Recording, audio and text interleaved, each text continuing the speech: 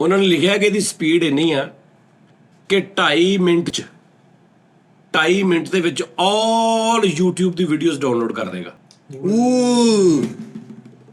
ਆਲ ਜਿੰਨੀ YouTube ਤੇ video ਆ ਜਿੰਨੀ ਪਈ ਹਾਂਜੀ ਸਾਰੀ 2-2.5 ਮਿੰਟ 'ਚ ਡਾਊਨਲੋਡ ਕਰ ਦੇਗਾ। ਕੀ ਬਾਤ ਤੇ ਇਹਨਾਂ ਡਾਟਾ ਕਿੱਥੇ ਡਾਊਨਲੋਡ ਕਰੇਗਾ? ਤਾਂ ਅੱਜ ਕਿੰਨੇ ਵੱਡਾ ਤੋੜਾ ਲਾ ਦੇ YouTube ਨੇ ਜਿਵੇਂ ਚੱਕੀ ਵਾਲੇ ਨੇ ਲਾਇਆ ਐਵੇਂ ਲਾ ਦੇ ਪਿੱਛੋਂ ਉਹਨੂੰ ਤੋੜਾ ਫੜਾ ਅੱਗੋਂ ਕਰੀ ਜਾ ਡਾਊਨਲੋਡ ਗੱਡੀ ਪੈਕ ਕਰਕੇ ਲਾ ਦੇ YouTube ਨਾਲ ਸਾਰੀ ਲੱਦ ਲੈ ਵਿੱਚ ਵੀਡੀਓ।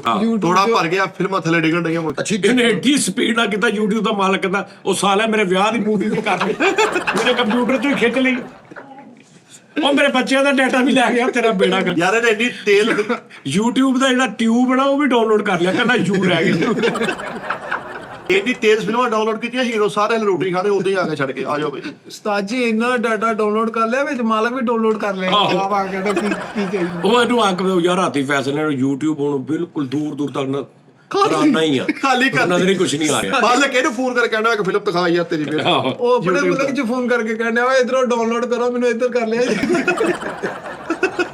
ਸਾਰੀ ਵੀਡੀਓ ਡਾਊਨਲੋਡ ਕਰਕੇ ਆਪਣੀ ਇੱਕ ਟਿਊਬ ਬਣਾ ਕੇ ਉਹਦੇ ਤੇ ਅਪਲੋਡ ਕਰ ਰਿਹਾ ਐਸਐਲ ਟਿਊਬ ਆਹੋ ਪੀਡੀਯੂ ਰਾਮੇ ਟਿਊਬ